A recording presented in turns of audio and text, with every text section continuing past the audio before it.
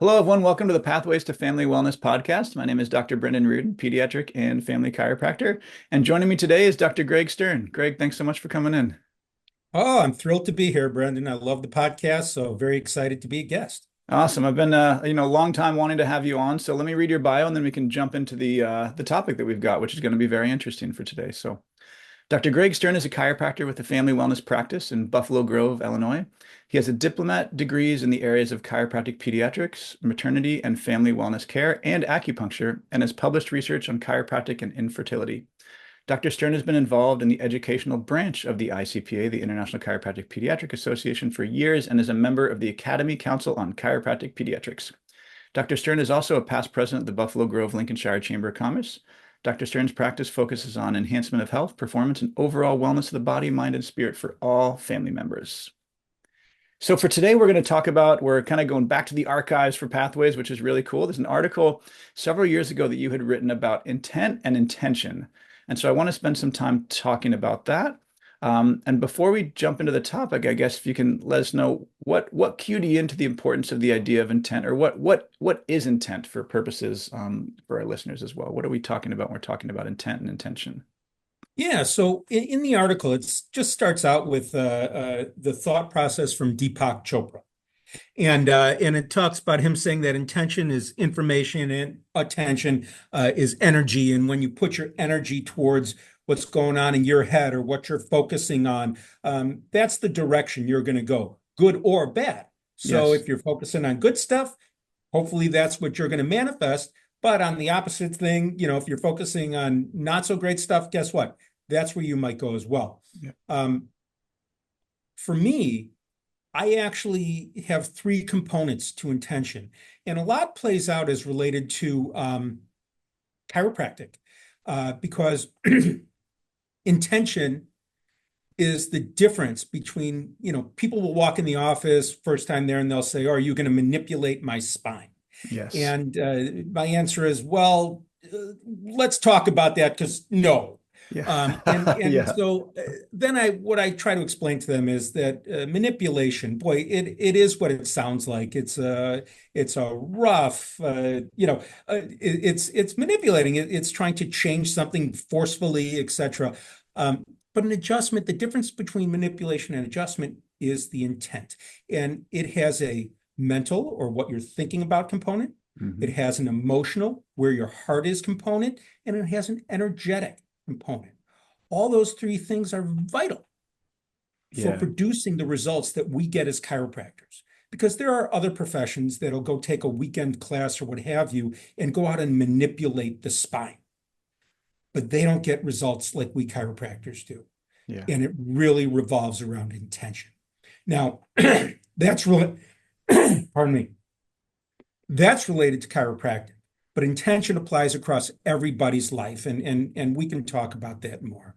But yes, I view it as both as the three components of your thought process, your emotion, and your energy, all flowing together in the direction of hopefully where you'd like to go. Yeah, that's beautiful. And it sounds like this is the basis for the principles of manifestation. Yes, like we're talking about, Yeah, this is when we have a desire for a particular outcome, we talk about the idea of intention. And intention almost creates a field that will draw those events towards you because of what you'd mentioned, the mental, the emotional, and what was the third component of it as well? energetic. The energetic. Yeah, precisely, precisely. And energetics have been a big part of my life. Wow, for such a long time. Early on, as a young adult, I started practicing the martial arts, Mm, and the first thing I gravitated to was Tai Chi. And boy, did I fell in love with it. And I had multiple different teachers and ended up stopping after a while because my teacher passed and I just couldn't find the right one. And it really was all about the energetic connection. But hmm. as I transitioned into karate, uh, I practiced and ended up gravitating towards one of the teachers who specialized in the sword and some other practices that were very energetic. Yes. Um, and I practiced yoga for over 18 years, a lot of meditating, and it's always been, for me at least, about that internal energy. Um, what's Yeah. inside projects out. And do you believe that energy transfers from one person to another? Like when we're talking about either, let's say you're sparring in martial arts from that end, or from the end of connecting with another human on the tables as a chiropractor, do you believe that there's like an energetic transfer that happens between the two? Oh, that's a great question because it's always the combination of what you're putting out, your energy, and theirs. Yeah. Chiropractors in general hopefully have multiple different types of adjusting styles that they could utilize at any given time. And the best technique is always the one that is the right one for that chiropractor and that person at that time. It changes by the person and it changes by the time. So it's always the energetics of what's going back and forth that's going to Yeah. produce the best results. Yeah, that's neat. And you had mentioned earlier about the idea of a manipulation. I think about that and I can't imagine anyone waking up and being like, I can't wait to be manipulated today. It's even though the word literally means to be done by hand, right? Like literally that is what the word means, to do something by hand, but it is understood differently in our culture as to what being manipulated is. And Yes. so, this idea that this is a spinal manipulation, like, okay, technically that's correct if we're looking at like a med legal definition. But, this is when we're talking about what's actually happening on the table, the adjustment is a far more appropriate word for it. Adjusting, bringing It, about to center, a state of bringing about a centered state of being, right? Adjustment. yeah, that is a perfect definition. And even more so, maybe our audience, some probably go to chiropractors, others might not. And I think the important part about this is it's not just about forcibly restoring a bone that's out of place into the right position.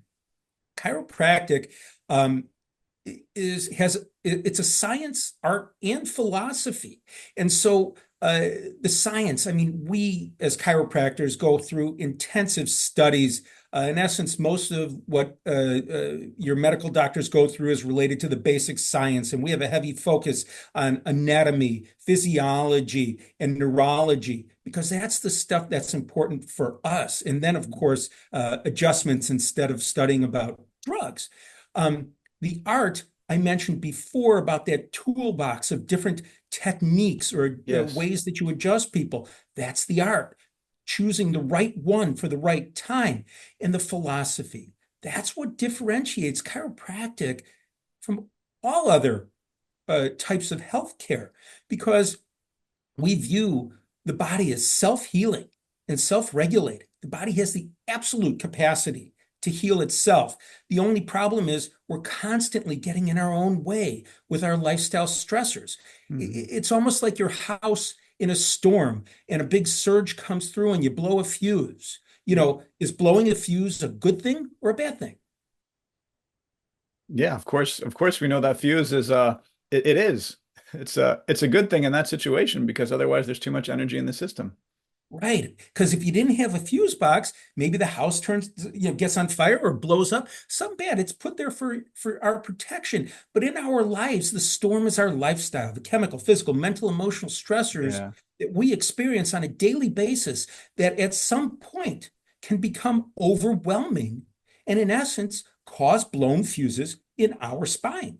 The chiropractic adjustment is just like going in and finding out where you have a blown fuse and flicking it back on, turning on your power and your energy to allow it to flow freely. It's all about the brain communicating with the body and the body with the brain.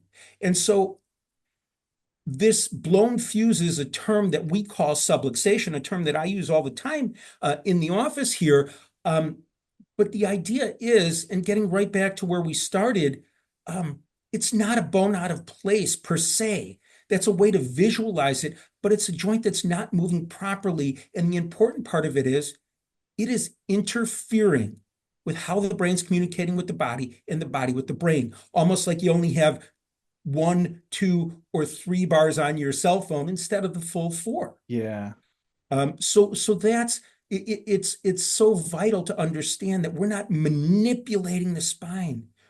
we're adjusting things. We're clearing interference that we've kind of allowed to get there so you can function at your best.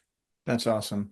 And you find that holding that space or that intention for you allows you to connect deeper into serving the person that's in front of you on the table. Yeah, and I talk about this with all my practice members. A big part of I mentioned it was our lifestyle stressors that cause these subluxations or these blown fuses. A big part of what we do at each visit is talk about lifestyles. Early on in my practice, I had a practice member who was studying feng shui. And one of his projects, he had a feng shui a business. Guess what? He chose mine. It was awesome. That is And so awesome. What a gift, right? Yeah. when the student is ready, the teacher will come, and Yeah. things happen for a reason. Yeah, yeah. And I mean, the energy just flows right. I have lemon oils diffusing in the front for an improved mood and such. I have Hmm. lavender diffusing in the back for healing and relaxation. I have certain music playing at different times. Energetically, the walls are all painted in tones of purple. My favorite color, the crown chakra color, but one that also supports the energetics of the office. I have prayer flags hanging from my ceiling, and a singing bowl right over my shoulder here at my desk, um, all to set the right energy for every Yeah. moment. And really, I tell my practice members, I've created a space that puts me in the right energetic place to be here with you. You're welcome into my space.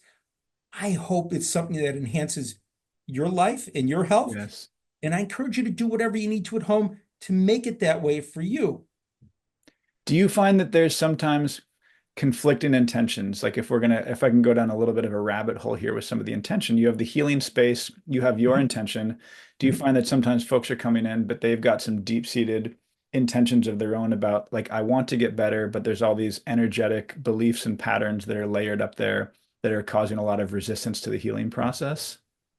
Oh, yeah, yeah, absolutely. I guess one of the big things that I've learned over all the years, because I mean, we as chiropractors, by the way, I listened recently listened to your own interview on the podcast where you talked about pediatrics, which pediatric chiropractic, which was Oh, awesome, cool. by the Yeah. way. Awesome. Um, and you talked about some of the amazing results that we get and that we see. And for us, it almost becomes, somewhat expected, because we see it so often. But I really have learned over time to have no expectation.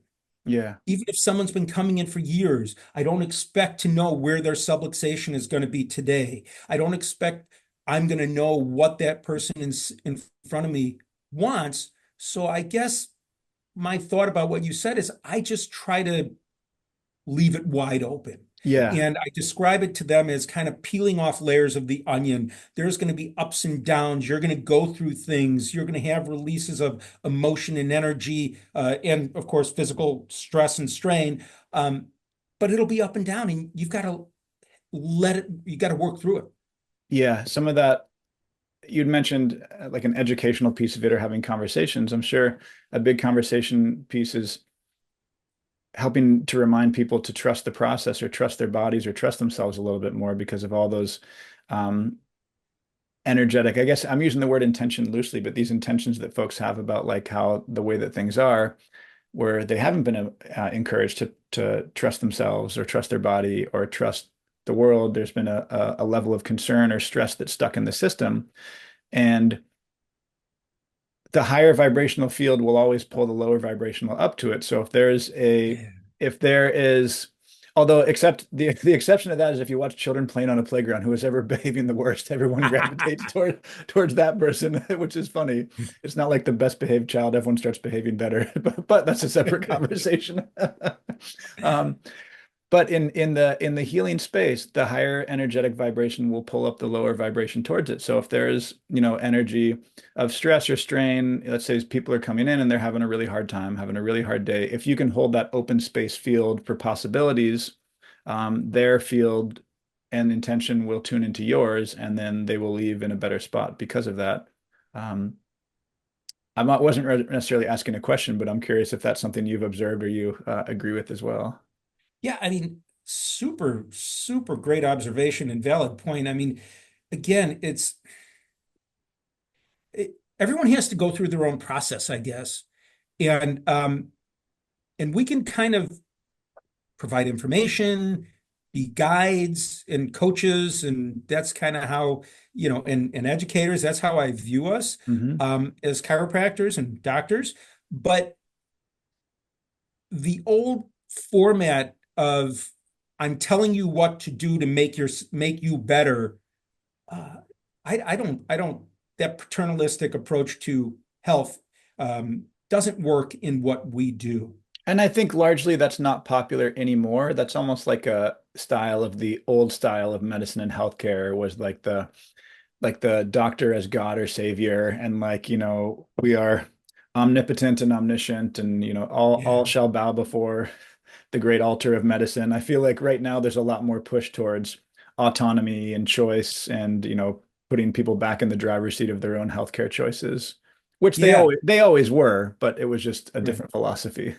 It's empowerment, Yes. letting them know Yeah. that they actually are in charge of their bodies and their lives is so vital, and helping them understand chiropractic, um, as part of its philosophy, has a universal intelligence and innate intelligence. A universal intelligence, and none of this is religious at all, but it's this overall energetic, uh, uh, Like a field of there must be intentionality or something yeah. bigger to help Yeah. create everything that's around us to Yeah. put things together and such. And innate intelligence is that which gives us life and animates us. Inside our innate intelligence turns two cells into billions. And to help people, the chiropractic adjustment. Uh, I've been on a couple chiropractic mission trips, to the Dominican and Haiti. Hmm. And the first one that I was at, I I was out there for it was just me with a guide. I was in this town. I was out there for 10 hours in the heat, Wow. and I didn't stop adjusting people. Could have been Wow. almost 1,000 people that day, and my Spanish was very pigeon Spanish at best. Yeah. And the message I was telling them was, chiropractic will connect you to God. And I wasn't meaning it in that way because the guy was trying to help me. But what I was trying to convey to them was this adjustment is going to reconnect you to you internally. And once you're connected to your own innate intelligence, to you internally, you can connect with the world around you. Yeah. You can't connect to the world around you when you're disconnected. And chiropractic restores your connection. Yep. That's really the key. Sometimes I think of it as like I'm a huge Star Wars fan, but like the Force in Star Wars, right? So we Yes. talk about this surrounds us and binds us and everything like that. But that's the way I like to think about it. Um, and for the No. Star Wars fans out there, that tends to land really well. So, Yeah. but to transition just a little bit, but this will be in part and parcel to what we've been talking about. I had when we were emailing back and forth, I had mentioned the book The Power of Intention by Dr. Wayne Dyer. So for folks Uh-huh. out there that are familiar with his work, a strong influencer of Dr. Wayne Dyer was Carlos Castaneda. So when I was in my early 20s, I read through all of Carlos Castaneda's books. It was hugely influential in terms of me becoming a chiropractor. Hmm. But he talked about intent and intention less as like I intend this to happen, like we're going to force an outcome, and more as a field that you connect to. So when we're talking about manifestation, you defined it perfectly with the three aspects of that. As intention is this field that we connect to, and what the power of intention said that we're always already connected to that, but our lifestyle or our mental framework is what causes us to think that we're disconnected from that, which causes a lot of disharmony in our lives. So it sounds like that's exactly what you were describing as well, where there's a disconnect, but it is physical in terms of the subluxation, but it's also an energetic one in terms of the perception that we're not connected to that field of intentionality, which is where all the healing happens. Yeah, exactly. But Wayne Dyer says it's so much better than He me. sure does. Yeah. And the interesting thing about Castaneda was that in his work, I really get uh, that concept of universal and innate intelligence, connecting to that, to that outer force, that universal intelligence. He had uh, uh, Einstein had said a couple things, that the source of creation is intention, of pure energy that vibrates at such Yes. a high rate of speed that it cannot be measured. It's invisible and without form. And our source, we were the energy. And that was about universal intelligence for me, and the link between that force and us is our innate connecting to the universal. Yeah. And to separate that from the understanding of religion, because in chiropractic's early days, there was a lot of push towards should we make it a religion? Should we keep it separate? But, universal intelligence, we talked about it as a field, and more like a field is a good way to think about it. It's obviously beyond comprehension. But when we're thinking about religion, it's almost like we think about what does that field want for us? Like that field, how would that field dictate our lives? That's more like when we try to define things as religion. In chiropractic and in lots of other healing arts, we're just understanding that that field is. It is. We know that it's there. We do our best to try to work with it in a way that's going to benefit our lives and the lives of humanity. But we don't necessarily understand, we're not using that field to try to figure out what does this field want me to do on a day-to-day basis. There's no like dogma or dictates from that or how that looks. It just is. It's a very, Yeah, yeah, yeah. And it's a pathway to allow us to interconnect. yes, I mean, that's what it's all about for us humans, right? We want to connect. yes, And again, it goes back to, are we connected to ourselves first? And yeah, again, that's what gets us back to right. what And, we and intention is that connecting link. That's what it is between the thought and the desired outcome, or we talked about the intention on the table. Very different from the idea of a manipulation, which is very much an outside in input, versus the intention of an adjustment, which is more of an inside out as well. Yeah, and again, this can truly play out in our listeners' everyday lives. Yes. Where do you want things to go in your life? Are, are you feeling the victim, or are you feeling empowered? You know, and you get to make that choice. I think you said it before. It's our thought process that's guiding that. Um, uh, there was a spiritual fella named Ajashanti, and he makes this comment about our connection, and that it's I won't quote it, but it's basically saying we are all totally connected. We just have no idea. We're wandering around in our own little, you know, space without recognizing it's all just right there. Yeah. Yes. Yeah. And in life, in the article, I talk about the things that people can do, like on a practical basis to form intention. Um, it does start out with meditation, Mhm. and I started that way because it's about connecting to what you really want. And most of us think we know what we want on the surface, right? More money, not to work, blah blah blah blah blah. I love to work. My office is I love being here, but the general thoughts of population aren't necessarily their deeper desires. And Yeah. connecting with your deeper desire comes through quiet time, sitting down and taking time to breathe deep, focus, and connect to yourself to find out what truly, what do you truly want? And at that point, when you get that, then you can take the next step of setting some goals.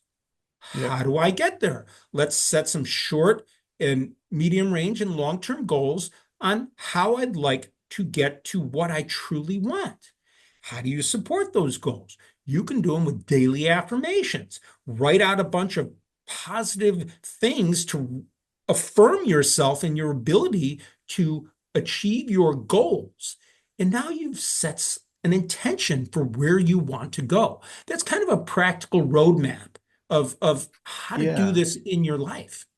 And I think a lot of times we think that doing precedes being instead of being preceding doing. So I'll give some Yeah, examples of that. Like we think, well, if I could just have $1 million in my bank account, or if I could just have my health restored, then I would be happy.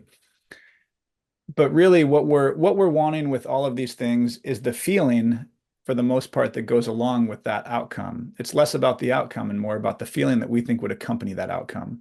So if right. we can nourish the feeling that we think of that would accompany that outcome in prior to that outcome physically showing up, that's going to create an energetic tornado or field or storm that will draw events and steps. The steps will then become apparent. Like we tend to, as humans, want to get stuck in the minutia of like, okay, let's say I want $1 million in my bank account. I'm going to do this now. I'm going to do that, then that, then that, then. And we map it all out in our head and we congratulate ourselves because we feel very proud of the roadmap that we've created for ourselves.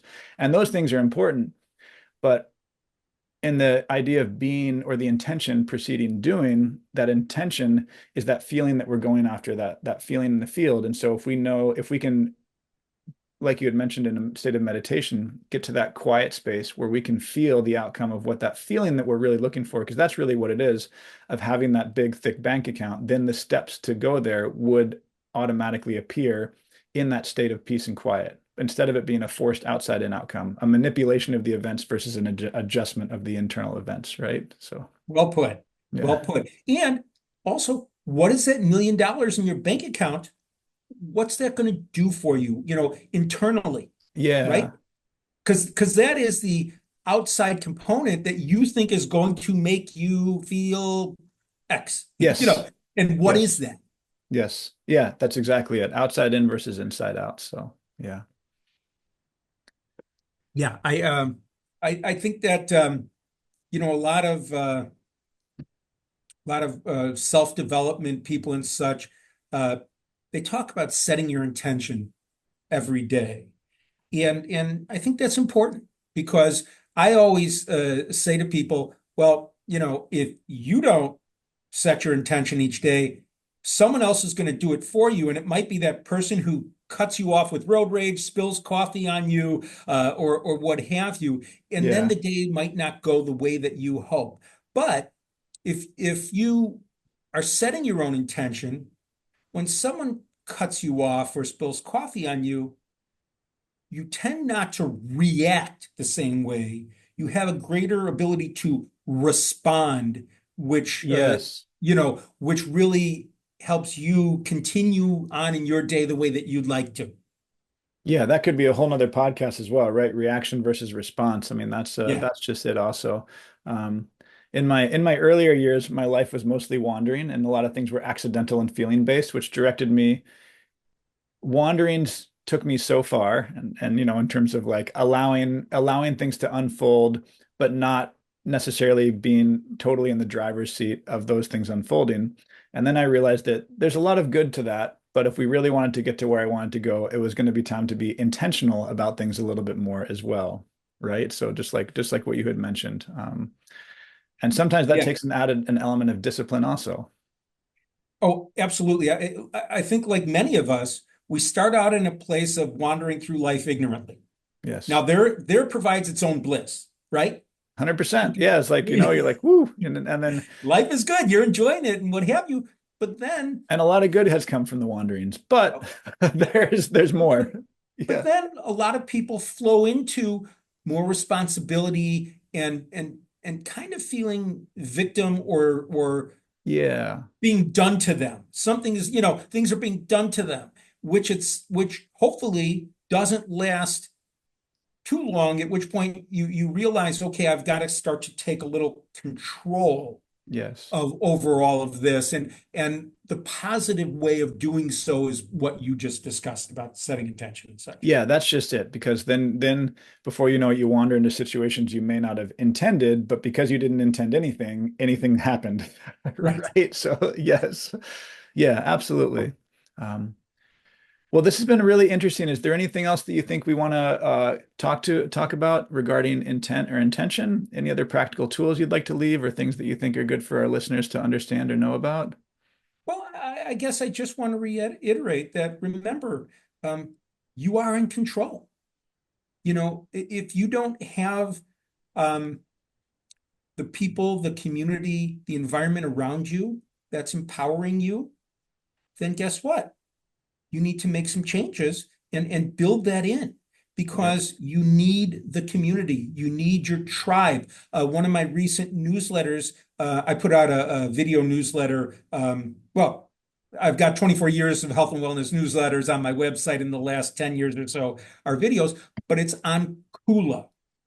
In Sanskrit, I learned this from yoga. Kula is community. And we need our community to support us in strong and noble thought. That is how we move forward.